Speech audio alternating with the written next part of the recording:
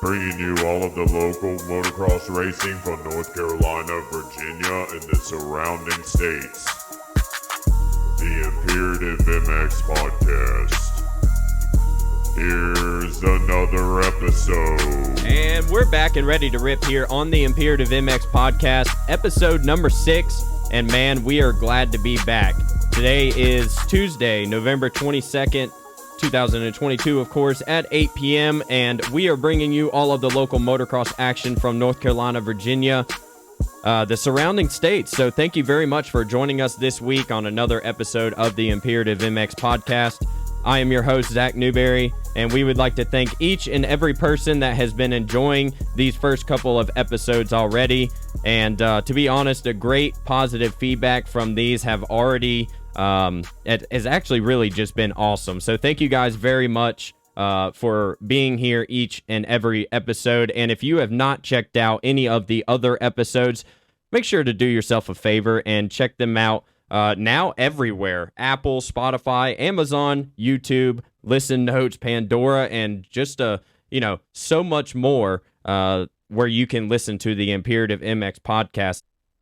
We have a lot to talk about when it comes to local racing all the way to professional. There's so much to get into here on episode number 6, and the talking points to chat about in this episode. We have the Minios Amateur National down in Newberry, Florida, believe it or not. And so we're going to talk about that a little bit. Zac Herrin is our first call-in that we will have here on the Imperative MX Podcast. He's going to call in. He's an amazing musician and announcer in the NCMX series. We have local racing talk to get into, professional Supercross, Paris Supercross talk, and so much more here on the Imperative MX Podcast. So make sure to check us out on Instagram, Facebook, and our popular TikTok channel that actually just hit 24,000 followers, I believe, just the other day. So thank you guys so much for all of the support on each and every social media. All of those links will be in the description down below if you're watching here on YouTube or listening. And if you're not, find us by looking up the Imperative MX Podcast on any of the other social medias or wherever you find your podcast. So this is going to be a whole lot of fun here on episode number 6, like I said, especially when it comes to the racing that's actually going on this week, Thanksgiving week here in 2022. But before we go any further, we have to say thank you to all of the sponsors that are on board here on the Imperative MX Podcast: West Virginia Motorsports, FXR, Silver Valley MX Park, Hydropower, and Dirt Industries. We will get more into these sponsors throughout the pod. So support the ones that support the sport, like these companies helping us with this podcast to bring you these weekly.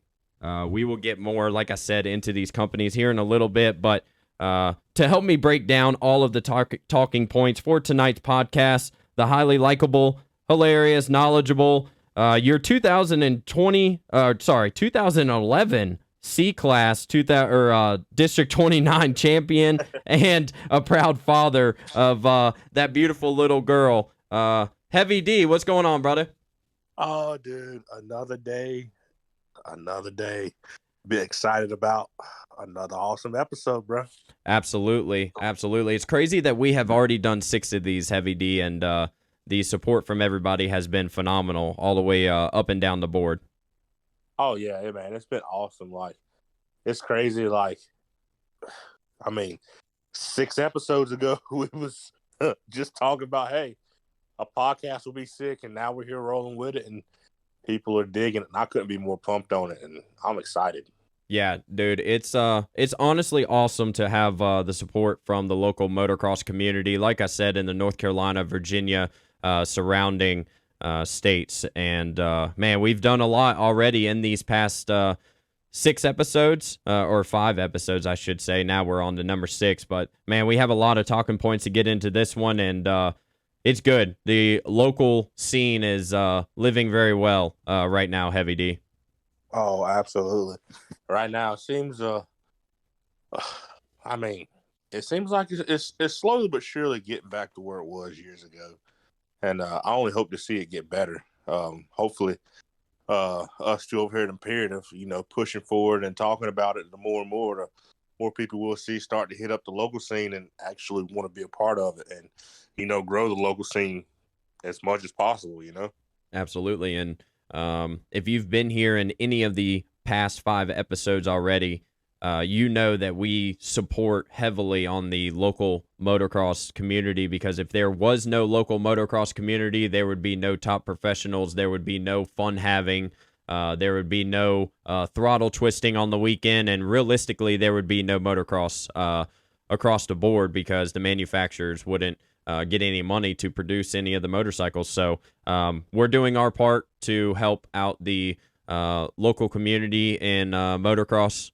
And you guys need to do so yourself by going to these local motocross races and helping out the trackside supporters and all of these people that go to these races, because there's a lot more things in this world, and they decide to come out to the motocross races to help and race. So, but Heavy D, we're going to get into a little bit of Minio's talk down there in Newberry, Florida. As you know, it's the week of Thanksgiving, and myself and my father have been to Minio's a handful of times. One year I went with Jim Neese alone, and have you ever been, Heavy D?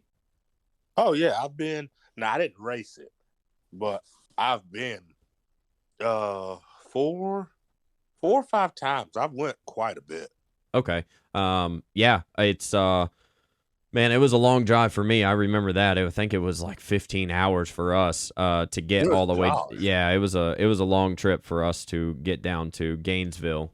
Pretty much is what we called it. And then Newberry, Florida, obviously, no kin, unfortunately, so we couldn't go into restaurants and kind of get our way into free food or Food Lion or anything like that. But man, it's a great track. I have not been there, and I want to say probably 10 years or more. And I've seen the overhead drone shots, and man, they've done a lot in the past.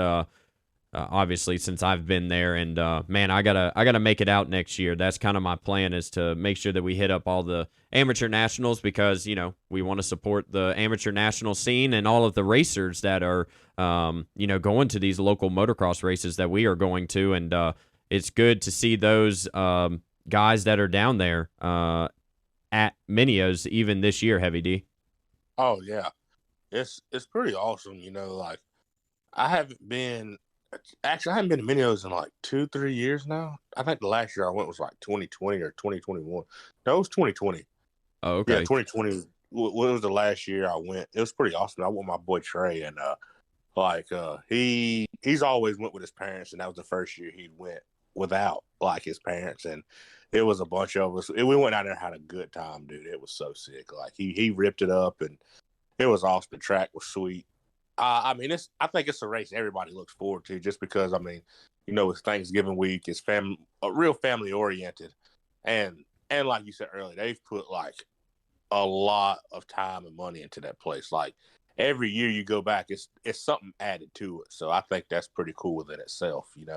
Yeah, absolutely. And everybody can watch, if you did not know, every single day starting at 7:30 all the way until 6 o'clock or dark. The last race that they have of the day, they have it live with announcers and podium speeches, and Wes Kane and Megawatt and all those guys that are calling out the races. And if you guys are watching the or have actually a individual or racer that is down there, and you want to know how they're doing and potentially could be on TV, Racer TV on YouTube is where myself and Heavy D have been pretty much glued to the last couple of days, because amateur racing is good. These kids are trying to make a name for themselves. If they did not do well at Loretta's, this is kind of their second shot for 2022 to kind of make a name for themselves. And that track has a lot of pressure, and each year that I went, it was a ton of pressure. The first year I went, I was on 60s. I was scared for my life.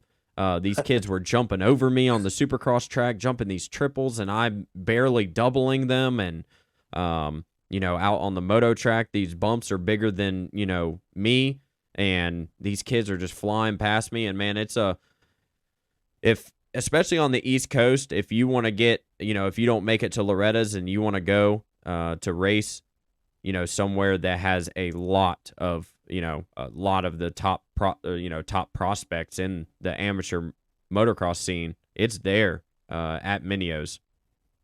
Oh, 100%. It's crazy because, like you said, a lot of the kids that sometimes don't do good at Loretta's, they go to Minio's, and they race it. And even what's cool is a lot of the kids that don't race, that don't actually make it to Loretta's at all, they get to go down to Minio's and race and try and get in and race with a bunch of the top guys that did do good at the ranch or did make it to the ranch. So I mean, that's pretty awesome right there. And I think it's legit how they do that. Now, granted, it is probably 50 times more people there at Minio's than it is at Loretta's, but it's all in all, I think it's well worth it because you don't get me wrong, the competition at Loretta's is hard by all means, but I think it's just as hard as at Minio's because you got to get through so many other kids just to race within that week. So you got to be on your A game from jump, right? Yeah. And if you are not, especially in Supercross, man, it's all about those first 2 laps sprint to put yourself in a great position. Obviously, the start, right? The start's gonna help. Oh yeah. But if you can work your way up through the pack, if you get a bad start, or even if you get 5th, whatever the case may be, and really, really put out for those first 2-3 laps, especially if you only have 5 or 6 laps, on the Supercross, and I think outdoors, I think they're only going to have 4, and probably the 50s are going to go 3, if I would imagine Heavy D, right? Yeah. They well, yeah. A goes 7 or 8. I think they go 7. Yeah. Them and College Boy, but I mean, regardless of the fact, like you say, Feedy's is 3 and everybody else is 4. I mean, I think they may be doing 5 because they finished Supercross early. They don't finish till Sunday, so I think they're actually getting more laps. That's why they got 6,000, 7,000 entries too. But still, yeah. I think they get a few more laps. So one of the things that I wanted to get into before we talk to Zac Herrin here on the Imperative MX podcast, he'll be our first call in, which I'm super stoked about. Heavy D, are you stoked to talk to Zac? Oh, dude, I can't wait. Musician, rider, somebody announcer. Yeah, he's all of the above. Somebody that's just as deep into the sport as we are, and we get his inputs, point of views, and opinions. I love it. And Zac's probably one of the coolest dudes you're going to ever meet and talk to. He's so laid back. He one hell of a people's person, that's for sure. Absolutely, and we'll get to him here in just a minute. But speaking on the amateur racing, in motocross, the entry levels or the entry numbers have been outstanding in the 65, the 50s, the 80s, even the C classes, obviously. Over 100 entries in multiple classes, and Heavy D, that's awesome to see here in 2022. Oh, it's funny because the year, I want to say COVID year, that was when I think a lot of people had their best year as far as numbers. Even even Gatorback did, but last year, what were we in 2022, and COVID was what, 2020? Yep. Okay, yeah. So COVID was 2020. They packed out that year. Last year, it was even bigger. They had to create more parking, up on the Diamondback part of the track, if I'm not mistaken. Yeah. And they even did it again this year. So it's the numbers are insane. And it's funny to even think about that. I mean, not to get off subject, right? But considering how high gas is, and more people are racing, it makes zero sense. But it's pretty sweet at the same time. I mean, it's good for our industry, and that's what our industry needs is local motocross racing, right? So it's good to see. there has been a lot of local, amateur racers that have been doing, really, really well. We have to talk about Hayden Deegan, of course, sweeping 2 out of the 3 pro races. So that's really good. We have to talk about Daxton Bennick, who's another North Carolina kid. He won that other pro sport class that Hayden did not win. We can go all the way down to the mini E class with Absher Hall getting second there. We can do he was winning at one point. I think he was. Yeah, he was, and I think I was probably driving when I was either watching it or listening to it. There was we can go to the 50cc class with Boone Lloyd, who is from Bedford. There's Chase Dashel from I forget where station. I forget, but we'll get into more of these kids here in a little bit after we talk with Zach. But yeah, there's Noah Stevens got a title in the Supercross right now. Also, Noah did get one. Noah did get one, yes. And I think it was the 250B Limited. But like I said, I have all of the results here, but we'll get into that more in a little bit after we talk with Zach. But it's cool. I love because they feed, right? Thor Parts Unlimited, they feed every single. If you've never been to Minio's down in Gainesville, Newberry, Florida, you need to make sure that you put it on your calendar for some year. Even if you are not racing, you're able to race. You have to qualify for the main events, right? Which Heavy D, I'm not gonna lie, I went through a lot of LCQs in my time there. So, hey, no shame on that. It's gnarly out there, dude. If you don't get a start, the slightest little thing, you're in trouble. Yeah, for sure. And what's also crazy too is that there is a lot of competition in each and every class down in Minio's, and that is awesome to see, all the way from the 50cc class all the way through. And today there was that big crash with Christian Janik and Julian Balmer.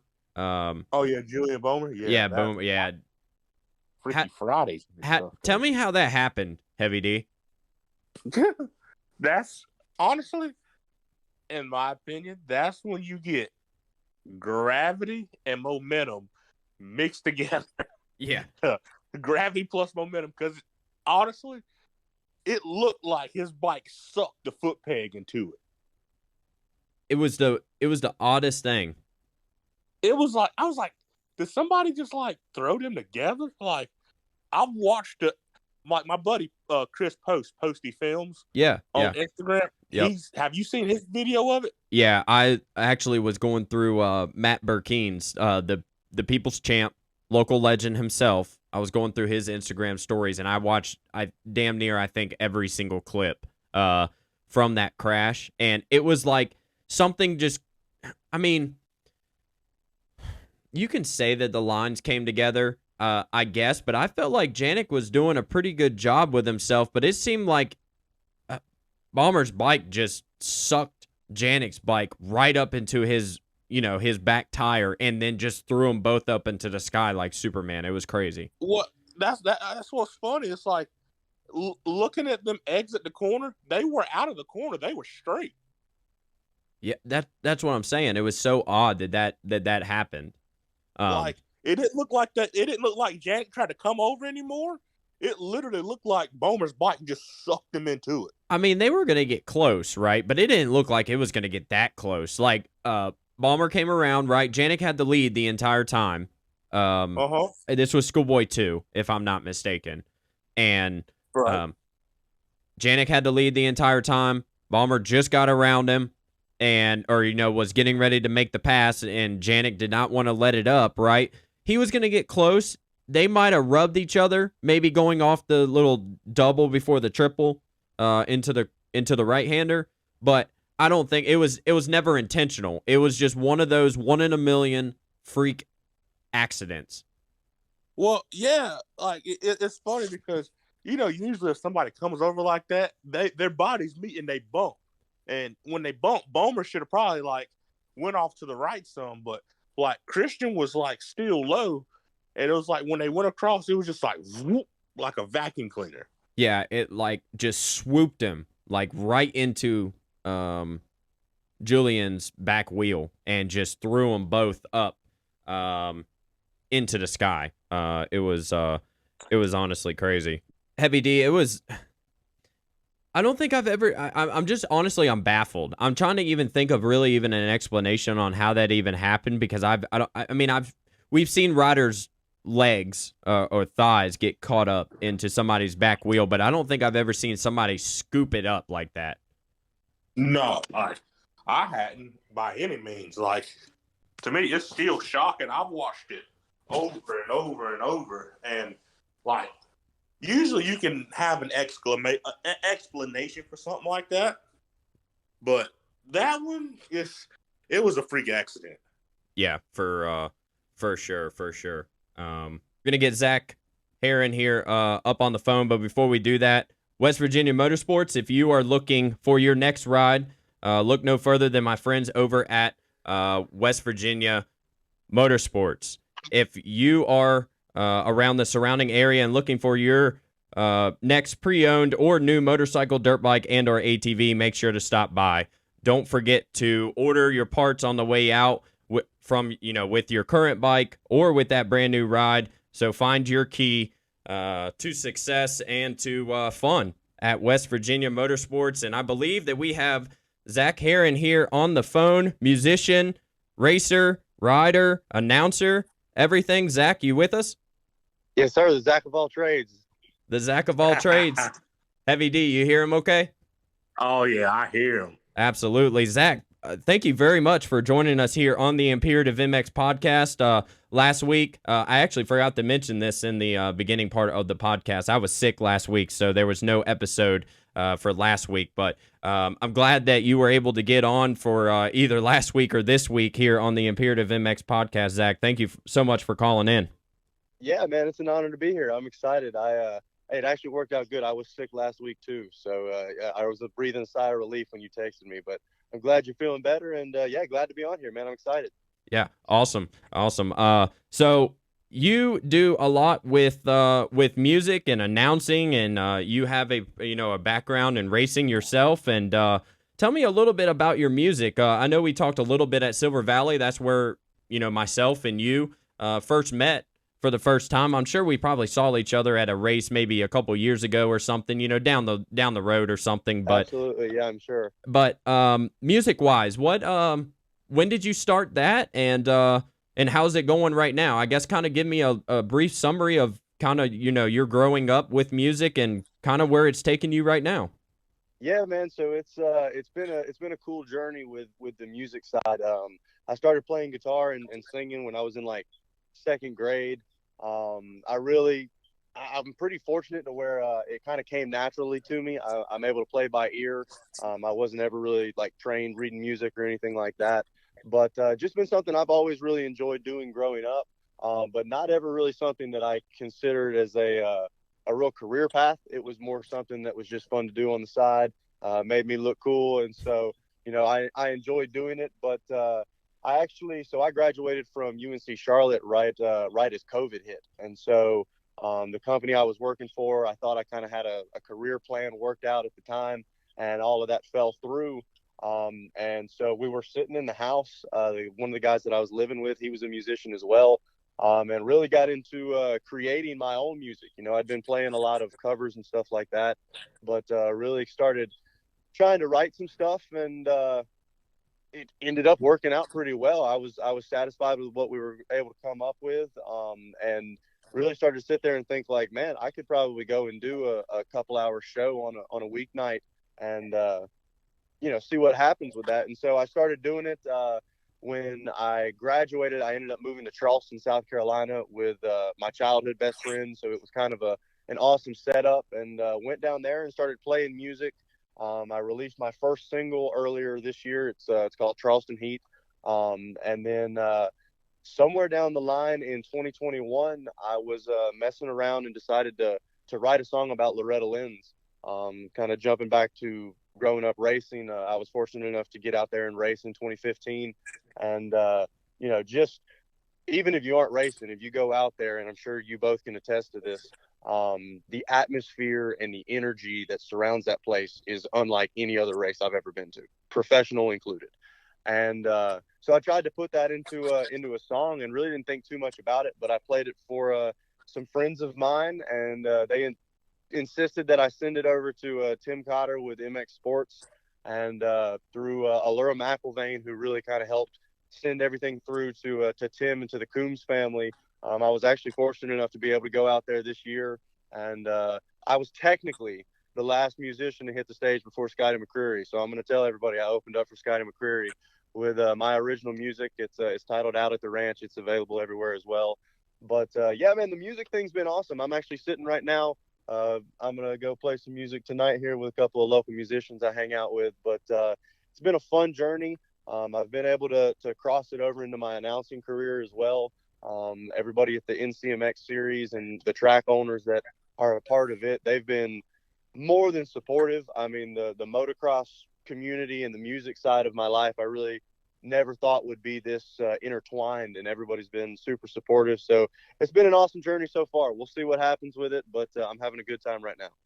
Absolutely. Heavy D, any questions regarding music towards Zach here?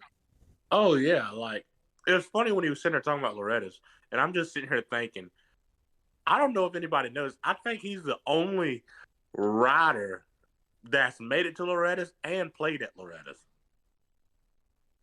Did you? I'm struggling to hear him. Did he say I was the only guy that went there and raced and played music? Yes. Yeah. So there's one other guy. His name's Bryce Malden, I believe, and he raced there and he's performed there. But nobody else has announced there as well. And I got to announce both the year I raced and this past year a little bit. So I'm hanging my hat on it. I think I've done just about all you can do out there. Oh, dude, that is sick. That is. I forgot about Bryce Malden. He's from Florida. I forgot about that. Yeah, no, that's awesome, especially to hear your background with music. And I'm a huge music enthusiast myself. My father at a young age really loved the rock and roll scene, and so I got to playing drums, and I went on a 30-day tour with a band from my local community, and realized that was not the gig for me right after high school. So, but no, I can completely understand. There's one of the things that I think about in motocross is I believe that racing is so much pressure, and there's so much things to do, and racing, races and making yourself better and all of this. You almost kind of need that other escape. And it seems like for you, it seemed like music was that thing for you, correct? Oh, absolutely. And I mean, I think you see that in several of your top athletes. I mean, Justin Hill specifically is one that comes to mind. He's a pretty incredible musician, and that's what he's always said. Especially for somebody under the amount of pressure that those pro riders are under. They've got fans constantly chirping. Let's be honest, motocross fans are brutal. So if you have a bad weekend, being able to find something that you can truly escape in, I think is important. And I mean, even myself on a local scene, if I go and have a bad weekend, I crash or something like that. Yeah, man, I don't want to sit there and think about how bad the weekend was, and being able to play music and find a way to just get away from everything is crucial. Yeah, absolutely. And you said it best. And for me, it was music. I just I didn't play as much because I had drums, and drums are loud, so you can't really play it everywhere, right? But for yourself, I can see it 100% with the guitar, and especially with your voice. I've never heard you in person, but I saw that you played at Loretta Lynn's, and I knew right from there that you were good. And actually, I think your first single that you came out with, I forget the name of it, but I 100% listened to it at the beginning of the year when it came out, because I actually, after the weekend from Silver Valley, I was like, I know I've heard one of his songs before, and I went back, and sure enough, that was the one that I've heard before. And you have amazing talent and an amazing voice, and it's awesome to see what you have done, with your music career that's transitioned into this motocross gig that you do for announcing, and especially with that NCMX series, Mike Farr and everybody that, the track owners, like you said, everybody does a fantastic job over there. And kind of what made you want to get into announcing for the local motocross scene? So, man, it's pretty crazy. I'm going to be 25 this coming Saturday, and I realized that 2022 is the 10-year anniversary of when I started announcing. So I was out in at a Zoo City Motorsports Park that was there in Asheboro, North Carolina. That was my local track. It was only a couple miles from my house. Okay, so hold on. I know that you had to have seen me because in 2011, 2010, maybe 09, I was there, I would say, every single week, one of those years with Absolutely. Jim Neese. Yeah, whatever year it was, then I guarantee you I saw you, because, I mean, I could literally ride my bicycle from my house to Zoo City and back. Barry Manus and the entire Manus family, they were childhood friends of ours. I grew up with Damon. And so, I've definitely seen you out there if you frequented the zoo, for sure. Oh, absolutely, absolutely. So you have actually been announcing way more than just this year. Oh yeah, no man, it's funny to think about. I had actually broken my shoulder blade in 2012, and the brace that I had, Mike Elliott, who was the announcer at Zoo City, who I kind of really owe most of my announcing start to. He was actually out at Silver Valley. That was the first time I'd seen him in a long time. Okay. But Mike needed to go to the bathroom, and so when he was walking to the porta-john, he stuck the microphone in my hand, and I just kind of started chatting. I don't think it takes long to figure out that I'm not an introvert. I like talking, and so I just started talking about what was going on out on the track, and wandered my way out into the middle of the track. And quite honestly, I don't know if Mike ever got the microphone back. He said, "You know what? This guy is doing, a hell of a job, and I'm out. I'll still get paid for the announcing job, and I'll just hand it off to somebody else." Yep, he was totally fine with just hanging out, and it was cool. And I mean, especially back then when I did heal up and started racing again, if I needed him to do a race, he was always more than happy to let me announce. But he was more than happy to jump in and announce some as well. And so I really owe a big thank you to Mike and to Zoo City as well. So. That's where I got my start. I was doing pretty much all of the announcing there in the final few years they were open. And then Mike Elliott introduced me to Joe and Peggy Ussery over at Windy Hill. Yep. Another absolutely fantastic family that I 100% love. Kelly and all of them, they were just so kind to me from a young age and took me under their wing. And so I started doing pretty much all of their races, the Sam Gammon Mega Ultra Series. And so really that was kind of my primary announcing gig was Windy Hill through the end of high school and through a decent amount of college. And then from there, Alex Wagers got me introduced to Cliff and everybody over at Dreamville. And then it was earlier this year that I got introduced to Mike Farr and really got introduced to this NCMX series, which was taken over for District 29. And man, what a year it has been. It's been so cool to be able to announce a series top to bottom, because I went to college for broadcast journalism, so I really get into the storylines, the battles, and I understand it's local racing, but I was a kid that grew up racing these local series just like both of you guys were as well, and I took it serious. I thought about it during the week. I wanted to do good, and so to be able to announce the battles in the 50 classes, the 50 plus vet classes. They had the girls triple crown, they had the vet rider, the warrior class triple crown, and the two-stroke triple crown. So they had little series within the series. It's been an absolutely awesome year with NCMX. And for those of you that haven't checked it out yet, I'm really excited for what they've got coming in 23. It's been awesome to be a part of. It's a fun deal, and it's just such a great community. And so far everybody seems to like how I was announcing. I got some compliments from Daniel Blair out at Silver Valley, so I was all pumped up on that. There you go. It's been a fun journey. I've gotten to call some racing on the professional level. I've gotten to announce some of the Charlotte MXGP. So I've gotten to stand on some big stages talking about dirt bikes, and I think that's pretty cool. Yeah, no, for sure. That is honestly awesome, and I hope one day to do that myself. And like you said, that you are not scared to go and talk to people, and neither am I.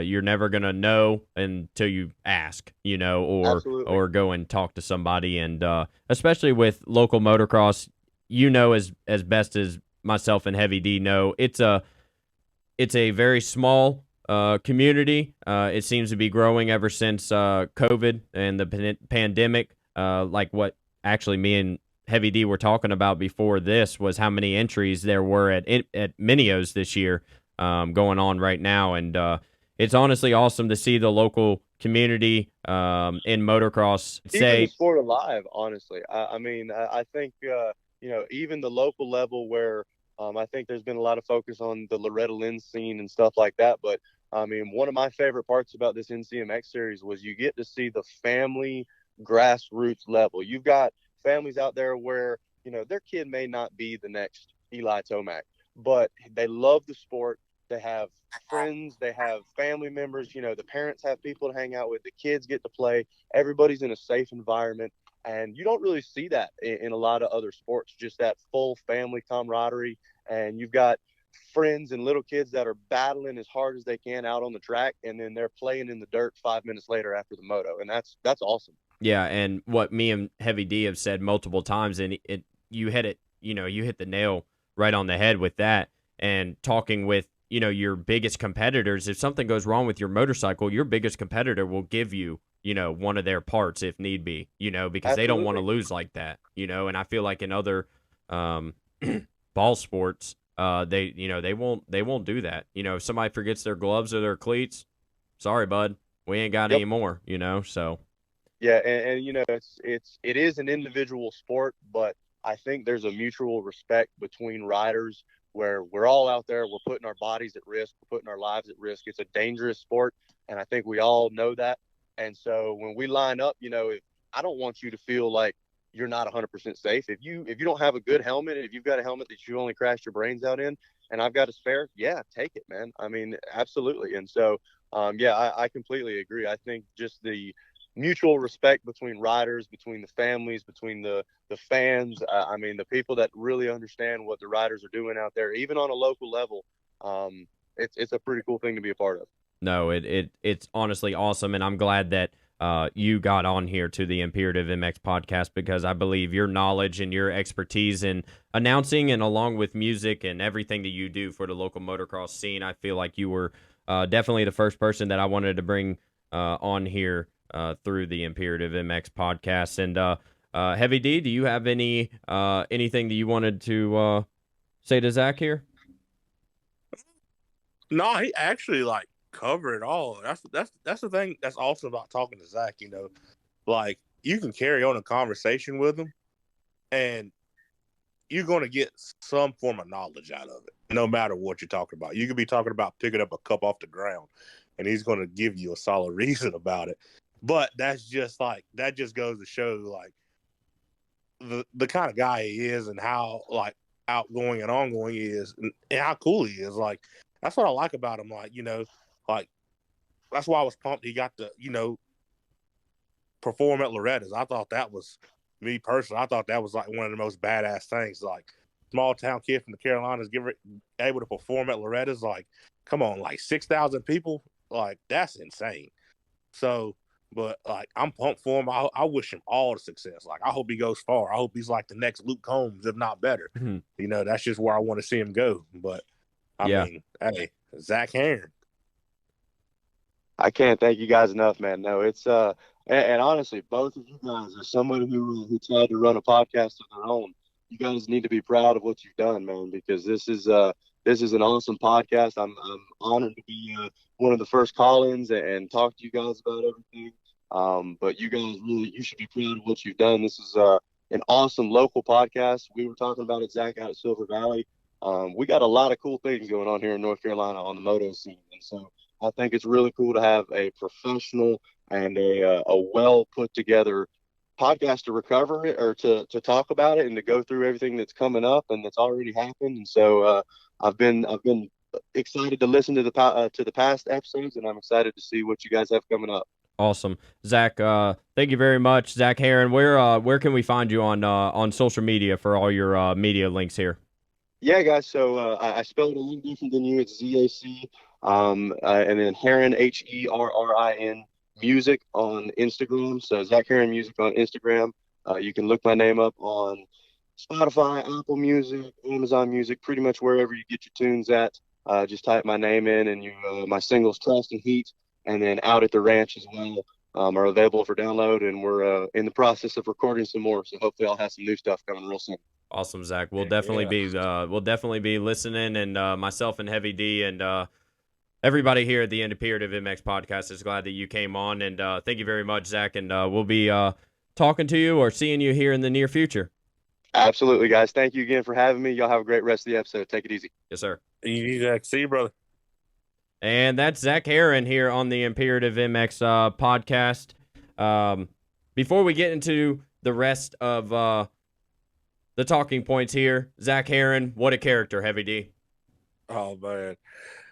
Zach is awesome, dude. You got to love him. Like, I love hearing him announce. He always has awesome talking points. He stays in tune with what's going on at the race.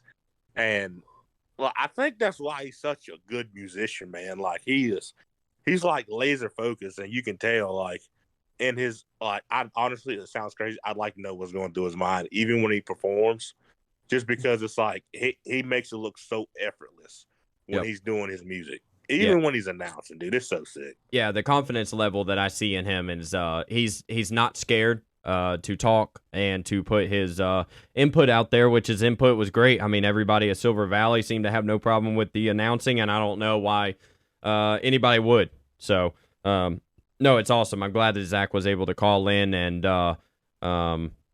just hear, his racing background and also the music that he gets into, the NCMX series that he announces for. He got to go to Loretta's and race. He got to sing and, play music at the ranch. I mean, I had no idea that he announced at the Charlotte MXGP, where the homeboy Cooper Webb smoked everybody.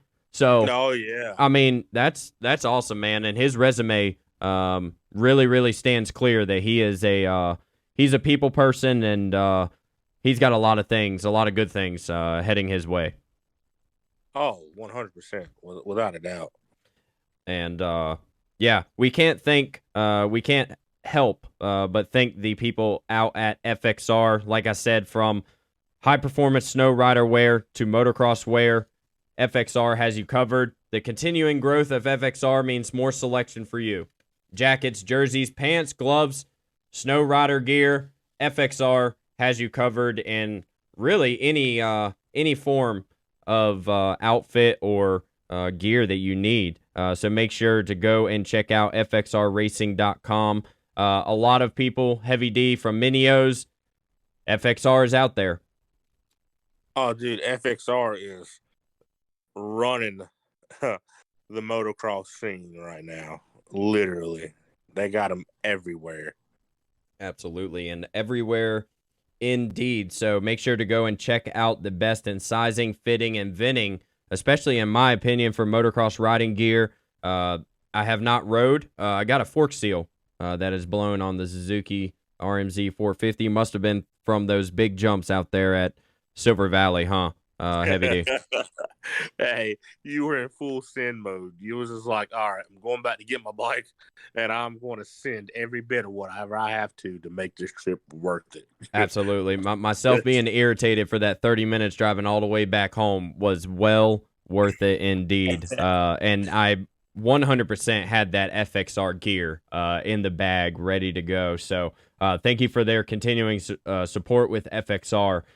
Heavy D, amazing Dirt Industries Custom Graphics in Rayford, North Carolina. They do some of the best high quality work for your dirt bike graphics, decals, banners, flyers, whatever you need, Heavy D, they got you covered. Oh, absolutely. And I mean, if you hadn't checked them out, you definitely go check them out. ID kits for jerseys, car wraps, motocross graphics kits. Definitely got to check out their new chrome material, that chrome reflection material they got. It's pretty insane. So if you want to get a one up on everybody else with the new flashy kits, head on over to Dirt Industries, and they'll definitely get you taken care of. Absolutely. For over 10 years, they have designed, manufactured, and marketed the highest quality dirt bike graphics and decals to the motocross and consumer markets. Their high-quality decals are considered by many to be the best in the industry. If you would like to get your graphics looking top-notch, go look no further than Dirt Industries Custom Graphics. And you can find them on the web, dirtindustriesgraphics.com. And make sure you support the ones that support the sport and also support us here on the Imperative MX podcast. So thank you to FXR and Dirt Industries for being on board here in 2022 on the podcast. Heavy D, we got a little bit more to talk about when it comes to Minios, like we said earlier in the podcast. I'm just going to go through a couple of results pages here from some of the standout rides. We have to talk about the pro classes. 450 Pro Sport, Hayden Deegan gets that win. Right behind him, Quentin. Help me out, Heavy D. Do you know how to say his last name? Well, you said which class now? This is 450 Pro Sport, and it's Hayden Deegan got first, and that 319 on the Cowie from overseas. Quentin. Prugeneries? Prunires. Yeah, sure. Yeah. So we butchered that. And then Dax Bannock, Morgantown, North Carolina's own, got third. There in the 250A class, Daxton Bannock ended up getting the win there with Benjamin Garib right behind him. Garib, sorry. And Quentin ended up getting third. That was the moto that Deegan had. Oh, he got fifth there. He got a really bad start and had to work his way back up. It's good for Patrick Murphy, who rides for that Club MX team. He ended up getting sixth in that one. I believe that he had the early lead, if I'm not mistaken, or was right there at the front. So that's good. I actually spoke with Gage Linville after his big get-off there on Sunday, I do believe, or maybe it was Monday, where he went over the bars right after the spectator straightaway jump section there. He said he was okay. He had a little bit of a muscle tear, if I do believe, in his wrist. But dang. Bike hit neutral, and that's what happened. So it wasn't the kicker; it was neutral. He must have downshifted or upshifted in that neutral position, and that's what caused his over the bars. But I talked to him right afterwards, and he's okay, other than being a little sore. So his results did not show how good of a rider that Gage Linville is. He got third there in the final main event of the Arenacross, which I did not even put that on the talking points, Heavy D. The Arenacross from this past weekend, which I will actually write this down and we'll get to it towards the later end of the pod. But Gage is nobody to mess with. He was, I believe, in the qualifying, he ended up winning over the likes of Hayden Deegan and Daxton Bannock and those guys. So he is nobody to slouch on moving forward. Man, I ain't knocking what he has by any means, and I mean I think he's got a good deal going with like Honda Australia, but he is one. He should have a ride over here. I believe so too. And if you think about, I mean, Caden Braswell did not do that well at the Arenacross series and did not do very well at the Minios. I mean, I'm looking at the results here.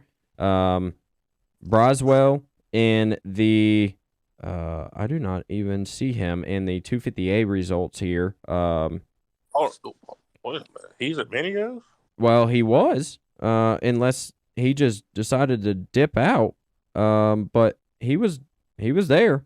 222 on the Honda. Yeah, I do not see him in the results here unless he just raced a little bit. And yeah, he was there though. He was racing on I forget what day it was. Sunday, I believe. But I don't know why I don't see him here in the results, or I could just be. Nope, here he is. Did not start. He finished 10th in the 250A class, and did not start the main event. So, yeah, Caden Braswell was. dang. Yeah, Caden Braswell was there, but did not start. So I believe I saw something about it on Instagram. I believe that he is trying to go to that New York Arenacross that's going on this weekend. So I believe I believe that's what he's doing, and that's what he's getting prepared for. But I could be wrong. But yeah, 250A. I mean, the pro classes. Hayden Deegan's just walking away with this stuff. We'll see what it comes to motocross here, but obviously he's the fastest rider. The overseas rider, Quentin, I'm not even going to try and butcher his last name again. Number 319 on a Cowie, 16 years old. He's a very, very quick rider, and he's adapting. First time coming overseas and racing even Supercross. Or, we don't know if he has any type of background really in Supercross, but it seems like he is he's doing very well, so make sure you guys keep an eye out on that. Next one I wanted to get into is 250B Limited. That was the one that Noah Stevens ended up getting the win, followed by Liam Olaf. His first race on that NSA Rock River amateur factory Yamaha team comes out in second. So he just ran the Super Minis at Loretta's, getting a title there, and now can jump on a 250F on a brand new team, on a brand new bike, and can get second, beating the likes of Drew Adams. That is hella impressive, Heavy D. This kid, I'm gonna keep. I'm a fan already. I want his autograph. Oh, like I say, it's like 29 Olafs, 2,900 Olafs. So, God, I mean, and about all of them. No, let me rephrase that. All of the Olafs are fast. Yes. Yep. Let me get that straight from jump. But I mean, the kid was ripping at Loretta's on the Super Mini. So, and I've always thought, this is just my personal opinion. I could be wrong, but a Super Mini is, especially if you got one Hell H's built Super Mini, they are the hardest thing to ride. Like, they're so radical. I mean, vibration's got to be ridiculous. Oh, dude, they're like, you got all that power packed into a Mini, and they are hell to ride. So, personally, I feel like he was bound to be, just to hop on a bit bike and be fast no matter what. I mean, you got a bike, of course, it's more bike up underneath of them, more power, of course, but more controllable power. I mean, smooth, it's where you want it. I mean, and he's on one of the best bikes out there. I mean, come on. So, I mean, he was bound to be good from jump coming off of that Super Mini, especially how fast he was going on that thing. Yeah. The only thing that I have to say about it is that I have to go to my previous experience, jumping from 85s to big bikes, which I jumped from 85s to 150s when Honda first came out with them. And actually, speaking on Minios, I did the first year that they had the 150s. They actually had a 150 class only, and I raced that in Supercross and Motocross. Did not do very well. The throttle stuck multiple times. I had Josh Grant, 6'9", overseas mechanic, trying to work on it. Throttle still stuck. That was just bad memories on that 150. But Noah Stevens, he ends up getting that win in that 250B limited class. That's the reason I brought this up. Didn't want to do a whole Olaf segment here, but yeah, beating Drew Adams and more on this list. There was I only printed out two pages, and there was more racers. So full gate, lot of competition there, and glad for Noah that he was able to get one of these wins. Supercross Minios 2022 Heavy D. Oh yeah. No, it's crazy. Like that kid rips too, and I think it's awesome he actually got to pull one off, especially in Supercross. Like, by far, Supercross is one of, I feel like, especially at Gatorback, one of the hardest ones to, like, win a title because, I mean, it can go south if you draw a bad gate pick, especially there because the first turn, that is a hard right. And if you're on the outside, on the left side of that dog box, I mean, the odds are not in your favor. No, So, no. but like even the rest of his results, dude, like he pulled off a lot of top tens. He only had one outside of the top 10, and that was Schoolboy too. So Yeah. I mean, I say like that's solid, and I think he's really going to like open some eyes on the outdoors. Yeah, no, he is he's a menace definitely when it comes to outdoors. Moving into Schoolboy 2, that was the well, actually it must have not been Schoolboy 2 that Julian and Christian had that incident, because here, Schoolboy 2, it's showing that Julian won over Adams and Janik. Avery Long, who I felt like was going to be a top contender in these B classes, along with Schoolboy 2 and that sort of thing, I felt like he would have been a top guy, but hasn't been able. He won Schoolboy 2, the qualifier, one of the heat races, but hasn't been able to get it done as far as a title goes. So I expect him to do really well outdoors and come out with a little bit of vengeance. But yeah, Julian Balmer, Drew Adams, and Christian Janik, 1, 2, and 3 in Schoolboy 2. 450B limited. I wanted to talk about Olaf again, realistically. I mean, 450B on the 250, and he finishes third. I mean, beating Drew Adams. He was right behind Avery Long. Noah got 8th in this one. Landon Peppard. Dawson Cobb, there he is, in 11th. And yeah, double D. Hey, we have to talk about his B performance. He's been doing well. I mean, to come out C class, all year, and then come out to one of the biggest amateur national races of the year. I would say probably the second.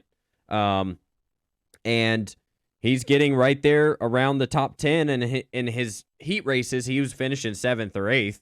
So we know he's good here in the B class. He's just got just a little bit more speed, and time will come for Dawson Cobb. Yeah. He got 7th in 450B in the main. Yeah, so 450B limited, I'm looking at the results right now. He got 8th in his heat and 11th overall in the main. Yeah. Yep. So, no, he's doing really, really well there. Obviously, like I said, Olaf, be on the lookout for that kid. 65, 10 to 11 was just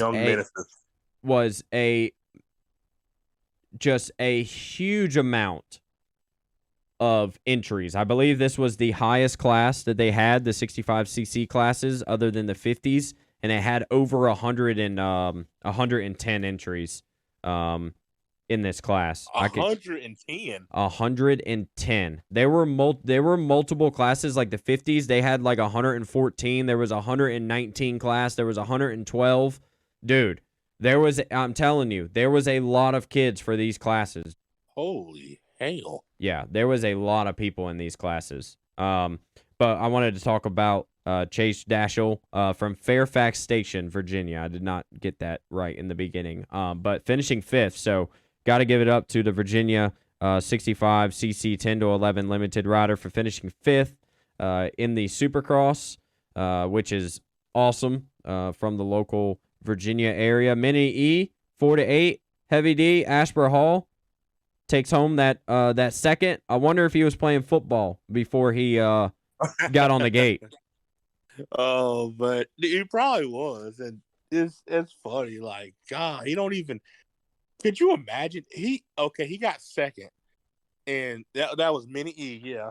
And then I think which other one was it? I want to say the 7 to 8 limited. He got like 4th or 5th. Yep. And dude, he don't even ride. No. That's what's scary. Like, he does not ride. He literally goes school, football practice, and then, all right, load up, buddy. We're going to Minios to race this week. Yep. Here we go. Coming straight off the football field or whatever other sport is going on, straight to the motocross track, and can finish second in the second biggest amateur national of the year, at least in my opinion, and can finish on on top of the box on the box. That's honestly super, super cool. I mean, that's one thing. Not trying to get off subject here or make it a whole ordeal, but I think a lot of these kids get overlooked in that sense. Like, a lot of these guys, even that's another. We don't have scouts, but if we did, they don't take into consideration. Right. Is like the circumstances of these riders and what could be if they had the different circumstances or like money to travel, dude. Like it's crazy because I felt like I could have probably got myself out there if I would have done like because Arenacross, like I said, is like my top accolades that I have. And if I could have raced the entire series, right, or if I could have gone to these different races, then I would have got my name out there more. I could have met more people. And these kids get overlooked because they only show up to these big races, but they don't show up to the other ones that, these people are attending. Or even if they have a bad Loretta's, like we've, talked about with Taylor Futrell and some of these other guys that either won one title or didn't win any at all, but everywhere else they would go, they would win, but they would never get a top factory ride or even, hardly looked at. Oh, 100%. And like, don't get me wrong, like I say, not trying to get off subject. Like, I know in the last episode, like the whole Moto Combine ordeal, I said I think they should get rid of that bullshit. In my opinion, that's why I feel like they should, because it doesn't cater to these kids that don't have what a bunch of these other kids do. Now, granted, I understand a lot of these top kids, their parents put in a lot of time, but I'm not discrediting them for that by any means. But the Moto Combine is literally set up for invites for the kids that don't even need to be seen, really. Right. Like, I mean, of course, all these kids, they could all be seen, but it's not set up for the average kid like an Absher Hall. It's not set up for them. Like, for them, it's a loss. It's not a game, because the ones that go to the Moto Combine have some kind of deal in some sort of way. Only thing that would help them more is if they beat a kid that has a ride already. Yep. And then they could get looked at in a sense. But as far as like right now, like to me, the Moto Combine is pointless. It doesn't, that's what I'm saying. It's not helping an Absher Hall. It's helping a Dax Bennett. Yeah, it's helping one of the guys that are on a team already. Exactly. And because they can afford to go to these races and they can afford the entry fees, they can afford the hotels, they can afford the campers and all this other stuff. Not granted, there's people out there that, can afford these, and that's great, but some of us, it's even hard for me to go racing sometimes, Heavy D, because gas is high, and doing 2 classes and trying to figure out where to sleep and food and all of this stuff, especially with inflation and all of that. I mean, it's hard to go racing, Heavy D. Oh, dude, it's extremely hard. Like, I know, like, trust me, my parents worked their ass off just so I could go race. Right. And man, my parents made damn good money, and it was still tough. Yeah. I mean, same with my dad. I mean, he made really good money as well, and we didn't have the top of the line stuff, and all of this stuff. I mean, we had a camper that we had for multiple years that, you buy a used trailer. I mean, sometimes you buy used bikes, used parts. I mean, it's the nature of the game to keep you going each and every weekend that you want to go and race. And oh, dude, it's so expensive. Like, not trying to cut you off, my bad. No, you're good. Just like to go to Texas, to go to Freestone, like, dude, that's 22 hours for me. Like, or however, 16, 18 hours, like we're lucky enough because the 3 big races that we attended to in 1 year was we went to Vegas for the Arenacross, for the amateur Arenacross final. Then we would go to Loretta's, and then we would go to Minio's, and that was it. But still, that's not even enough, Heavy D.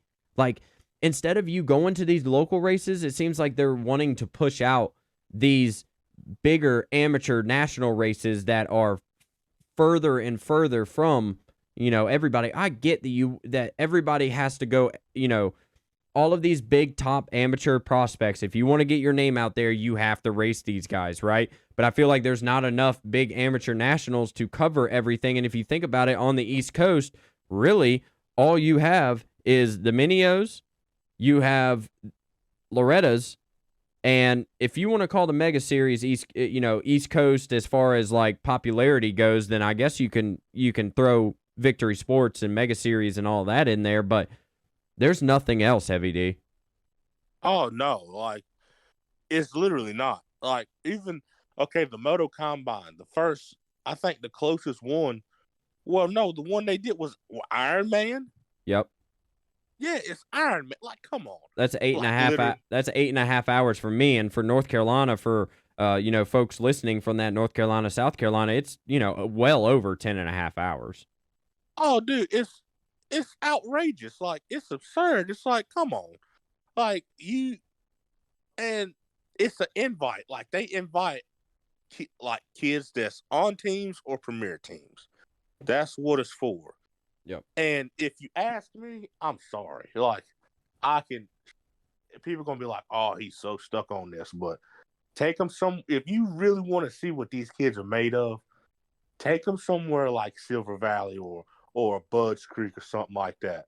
Have a shootout like Silver Valley did and see what let these top amateurs come, to some of the B, some of the A, whatever. Let them off the leash. Screw this whole, ruining their eligibility with the whole money ordeal, which is dumb because most of them get paid anyway. And let them go at it and see what they're made of. Screw the combine. Let them go out there and see what they got with some of these top privateer guys like Rod Bell or Freddie Norton or Brandon Scher. Because in my opinion, I'm not going to lie, if they would have came to Silver Valley, it would have been some hurt feelings.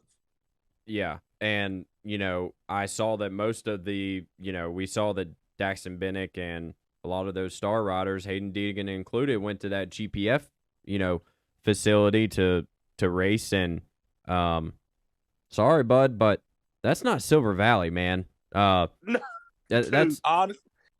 That's Club MX. That's Club MX right there. In a little bit, different form, but you get what I'm saying. Oh no, I get what you're saying. Like, I'm not firing shots at Dax or Deegan because they're both fast. Like, yeah. They've earned what they got. No, what we're trying to say is that we want them to come out to one of the, if not the gnarliest track, on the southeast coast. Because I would say if you say the whole East Coast, Unadilla gets pretty rough. So does High Point. So I don't know. I just know that we need to have an amateur national that is here around the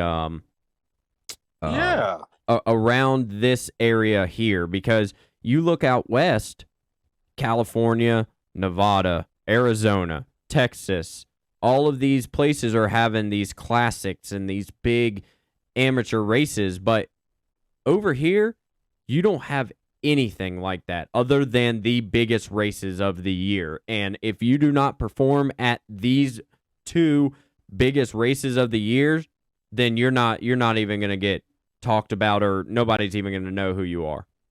And that's the unfortunate part. Thing. Yeah, it is. And like, granted, I know that whole race they did, it was Moto Playground. That Cash for Class is what it was called. Right.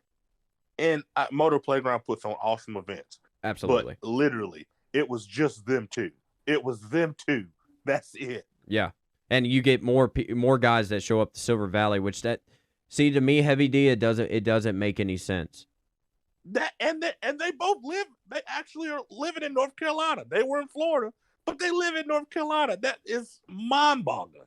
And yeah. I mean, I know it, and I know it wasn't their decision. I know that for a fact. I know it was a team decision. well, like we talk about, we try to keep these, these riders in these, self-induced pillows to make sure that nothing happens to them before the first rounds of the year. Yeah, like even with a bunch of the KTM, I ain't gonna call them out.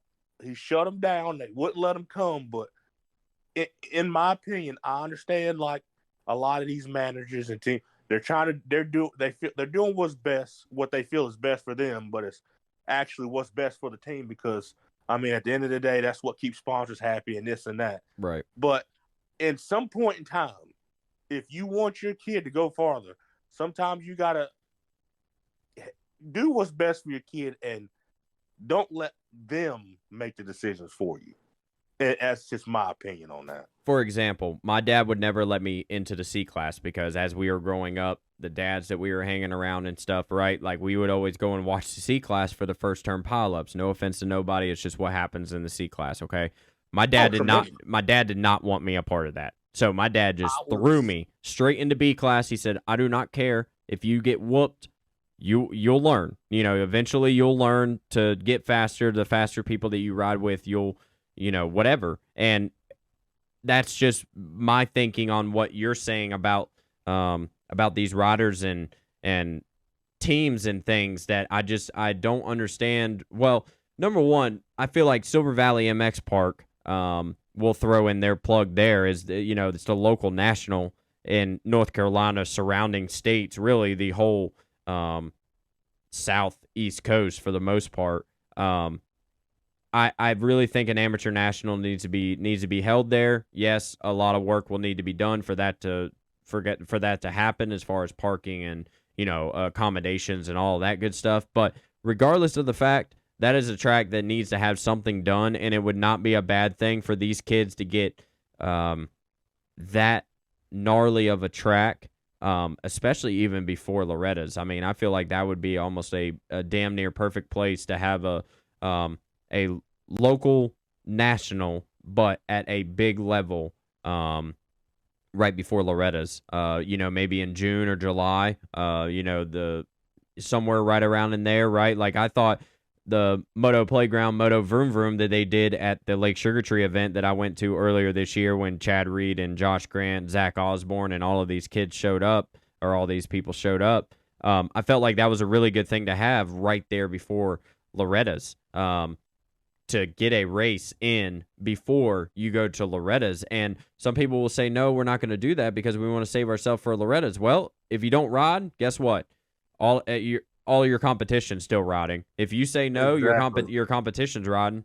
So Exactly. and I don't know why we need to have these, especially at the top level. I don't know why we need to throw these guys, into these so-called pillows that I like to say just for soft comforting.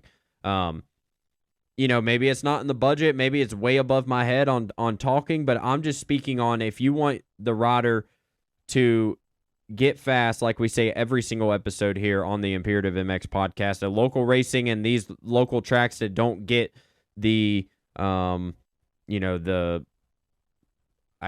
talks that they need to, they really need to come out. And I don't have anything else really to say on that aspect. Then we need to get more of these top racers to come to these local races, and for us to have a local national on a big level here in North Carolina, Virginia. That's that area. Oh, absolutely. I agree 100%. Yep. But Heavy D, I did cut you off there for a minute. Did you have something to say? No, you didn't, dude. You're good. You're good. Like you said it all, like literally. Yeah. As far as local racing conversation comes up, we got into that a little bit with the with Minios and also that little talk that we had there. Amateur racing, I mean, I can't wait to go to a next one. I need to go to a race. I actually need to ride my RMZ 450 to be honest.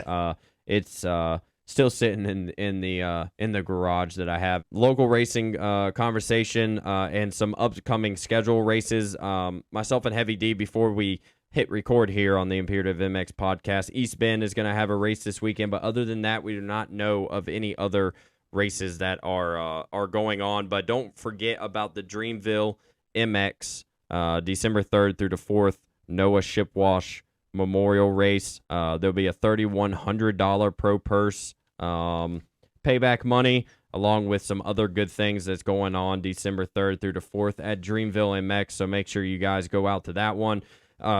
Heavy D, I'm going to do my best to make sure that I'm out there for that. I have not been to what I call it wide open in a very, very long time. So I'm stoked to try and get out there for Imperative MX and to show my show myself there for the Noah Shipwash Memorial Race. Yeah, that was my stomping grounds for a few years there. Yep. I'm surprised for all that stuff they did down there in Minios. They didn't call you up so you can move some trees and make some parking for everybody. Nah, I'm local only. I'm a local operator only. Oh, is that in contract? Right now, it just depends. I know it's got to be renewed sometime soon here, but hey, well, just letting everybody know here on the Imperative MX podcast, if you're listening and you need any type of track work done, even if you are in Australia, make sure to hit up Heavy D on Instagram. Just kidding. I'll be willing to go on tour. He said I'll go on a dirt moving tour. That will be awesome. Hydropower. Heavy D. Hydropower is formulated by a sports nutritionist to help get rid of arm pump and increase your endurance so you can ride safer and faster. We want to make sure that all of the riders listening, the parents, make sure your riders are always safe and make sure that they ride faster. So make sure to get yourself some Hydropower. Go to drinkhydropower.com to get your Blue Raz today. It's their new flavor. They have lemonade and Blue Raz.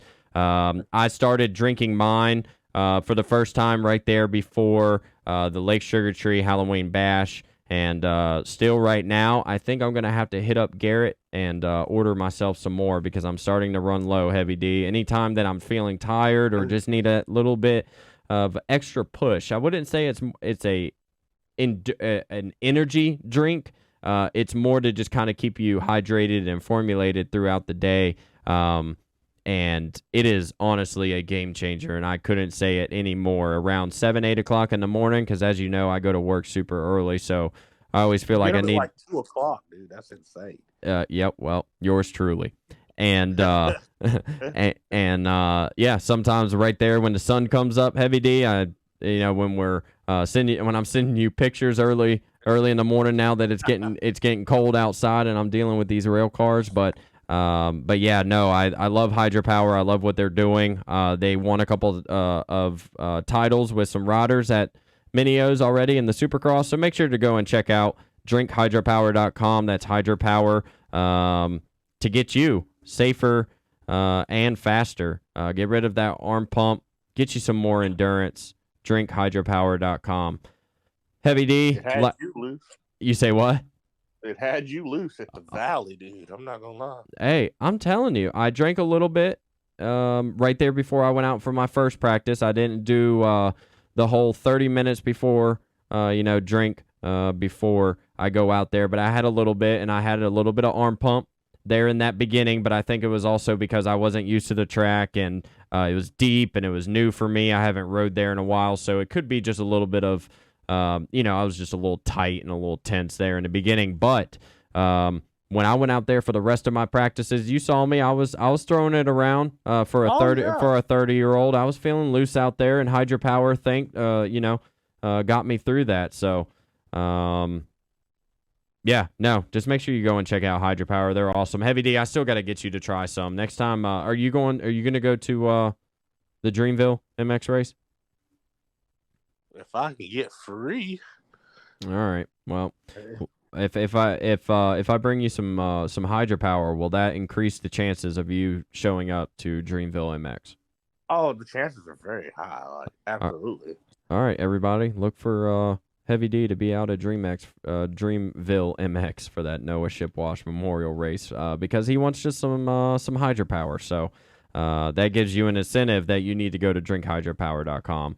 Last topic of discussion, professional Supercross, Paris Supercross talk.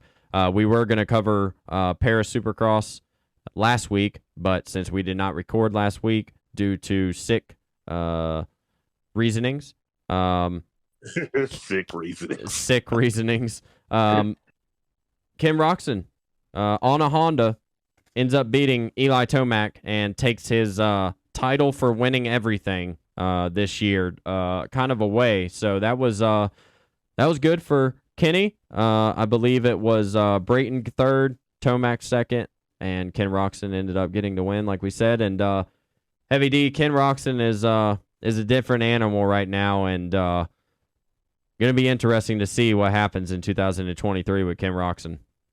Oh, so here's my take on this. After he won, a lot of people said it was the genuine Honda. I'm gonna have to disagree on that. I don't think it was the bike. I honestly don't feel like it had anything to do with the bike. I think it was just Kenny. I honestly feel like Kenny has just everybody else has been chilling and Kenny's been racing. Yep. Yeah, and that's what we talk about. Literally, I'm sticking to it. I think is that Kenny's just been racing more, and like you say, he's with Factory Honda. He did all kind of testing, but he could never get comfortable racing it. Yeah, literally, of course, you race every weekend, but if you think they race and they test, so that they're trying different stuff. You take that whole platform away where he has 50 people around him every day and they're trying different shit. Excuse my French. Sorry. Yep. They're trying different shit and they're not thinking, okay, maybe we race this, see where we can get better. Now, I think he left that and he's been racing and he's riding all these different bikes. He's been riding so many different bikes. I think it's helped him realize, okay, yeah, all right, maybe this isn't so bad here. Maybe I just a little tweak here and keep racing it and see where I can get more comfortable with it. Right. It ain't been like so strategically on a whole series. He's just been racing these different races and staying up on race level where everybody else has just been chilling. And not saying they fell off like Tomac. I don't think Tomac fell off because, dude, he was still ripping like golly. Absolutely. I just feel like Roczen, he's just been racing more, and he's in better race form right now. Yeah. So it's just been clicking.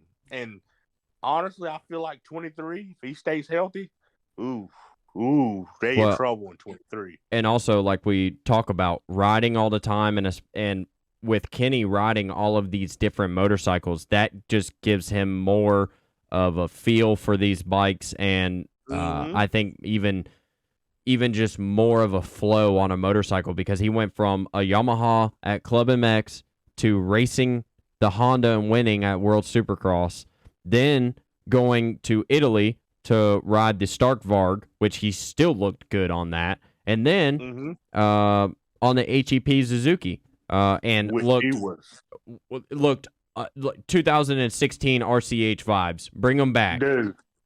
Honestly, like he looked comfortable, like so comfortable. It was like it's like he hasn't been off that bike since he won. And like I said, you watch even on a Honda. A lot of people ride the Honda the same way because it, like I always say, it's got that low rake in the front. It's got a dive in the front, so you really have to get into the corners with the bike.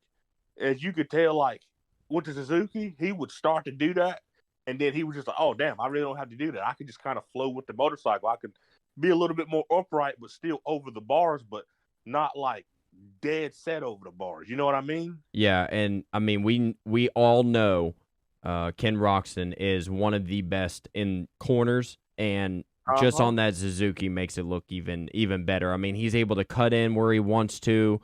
The clips that I saw just looked immaculate in the corners. It looked like they already knew like what spring rate they need to have them at and the forks and all that good stuff. And the way that it looks, Heavy D, coming from Steve Mathis. So if I get this wrong, you guys can blame Steve and not me. But Steve believes that is where Ken is going to go on the latest episode or podcast that Steve had for the Pulp MX show. He was saying that it would be Honda Genuine that he would go to, and now I think things have changed, and Twisted T will not be on Ken Roczen's motorcycle. Instead, it will be Red Bull, and I think he's going to go that Suzuki route, Heavy D. Could be jumping the gun here a little bit, but that would be really cool to bring back Ken Roczen on a Suzuki and show the world that it does not matter if you do not have an electric start on a motorcycle. Oh, the hell with an electric start. It'll be okay. Yeah, I'm just going back to when I made my first TikTok video stating that I got a Suzuki, all of the comments that were unnecessarily nice, to put in a good term. I hope their battery dies. Dude. I'm just joking. I mean, it's like you guys love two strokes. So, like, I mean, I get now that some of them have EFI and, you know, they have, or I mean, not all of them, but you get like electric start. But regardless of the fact you're still kicking two strokes and you're not mad about that, but now that a four stroke has a kickstart, oh, let's just completely just start a mayhem around that. You know what I want to happen so bad?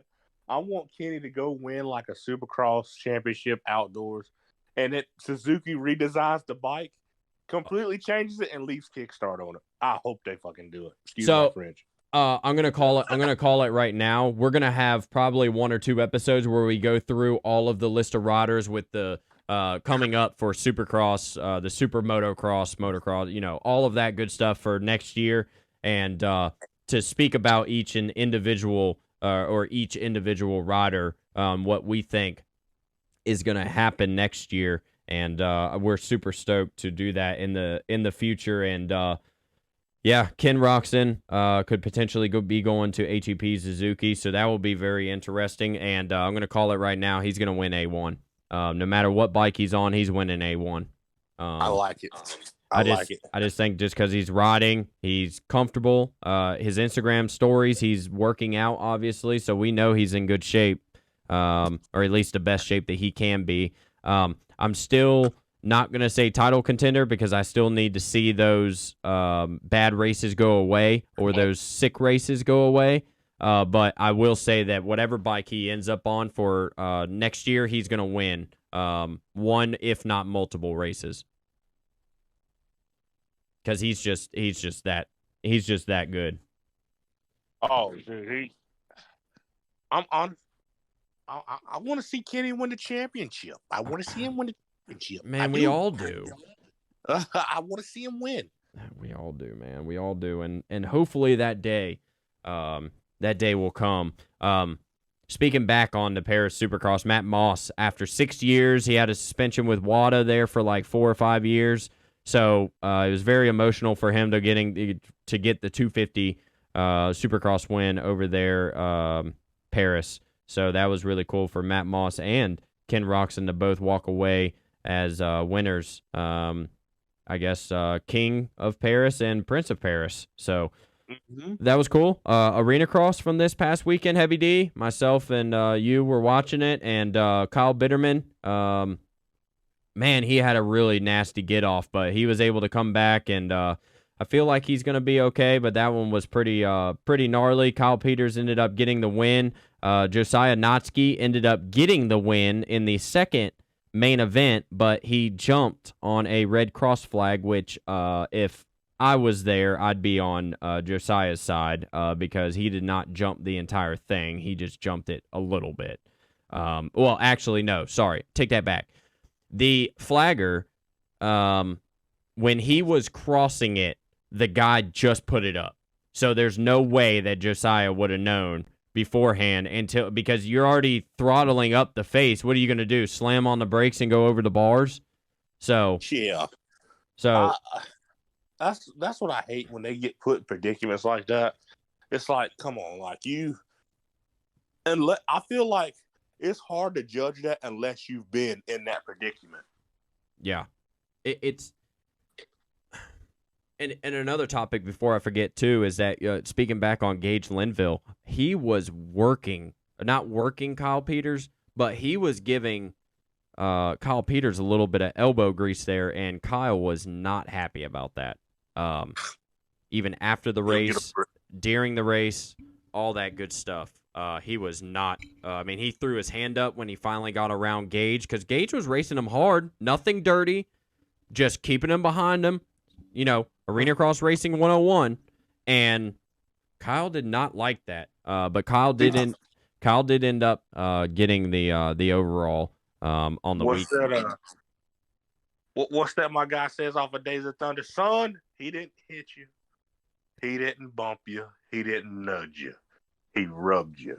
And rubbing is racing. Yep. Yeah, and especially in Arenacross, and you would think Kyle would know that, but yeah, very, very, very, very odd. But Kyle Peters, local legend, himself, coming from the North Carolina area, ends up getting the win, and it'd be very, very surprising if he does not get this title in Arenacross. But I have to say, Heavy D, I'm super stoked for Supercross. I love motocross and I love Arenacross, but I tell you what, it's about time to flip the page from 2022 to 2023 and get this Supercross season started. I'm so ready because last year, Supercross was all time. The takeouts were insane. I'm ready. 23 is going to hold. Oh, the racing is going to be absolutely phenomenal, and we cannot wait for that. And in the next couple of episodes, we'll have a little bit more breaking down the professional Supercross and local racing scene. So make sure to check it out. And if you have made it this far, we wanted to thank you so very much for listening to this entire pod, getting all the way down to the very end. And we have to thank our sponsors that are on board: West Virginia Motorsports, FXR, Silver Valley MX Park, Dirt Industries, Custom Graphics, and Hydropower. Heavy D Motocross for the Minios is coming up. There's a lot of fast kids. Make sure that everybody listening and watching, if you want to see your rider, your favorite rider on TV, Racer TV on YouTube, 7:30 a.m. Eastern Standard Time, all the way up until 6 o'clock in the afternoon. They will have it live with announcing, podium speeches, whole shot awards, all that good stuff. So make sure you check in and make sure you watch out for your favorite local rider. But Heavy D, this is the end of episode number 6. We had Minio's conversation. Zac Herrin called in for our first time caller. That was awesome to hear from him and his music side and everything that he does within the sport of local motocross, and that's what we are here for on the Imperative MX podcast. And it was awesome to have Zac call in, huh, Heavy D? Oh, dude, it's so sweet, especially with him being a racer, announcer, musician, and he's raced Loretta's and gotten to perform there. Like, it's always good to hear input and speak to some of the fellow racers and the ones that have, not completely moved on, but are on like a bigger and better paths in their life and still trying to be involved in the sport and chase their own dream at the same time. So, hey, but like you say, it was awesome hearing from Zac. Yeah, and I think if he goes to be that next Luke Combs, I believe that you will still see him at a local motocross race, nearby. He's just that type of person, and he loves the local motocross community just like we do. So we're glad that Zac came on board. Then we also, covered local racing and had a little bit of schedule, some upcoming races that are coming up. If you have any questions, concerns, if you want to get your track involved here on the Imperative MX podcast, or if you just have anything regarding the Imperative MX podcast, make sure to email us at imperativemx@gmail.com. Find us on YouTube. Our YouTube channel's growing, TikTok's growing, and Instagram's growing, Facebook's growing. Everything is growing, and we're humbled to have everybody on board, and we thank you guys very much for checking out everything that Imperative MX does. And from myself, Zach Newberry, and co-host Heavy D, thank you guys very much for checking out the Imperative MX podcast, episode number 6, Heavy D, and we're out.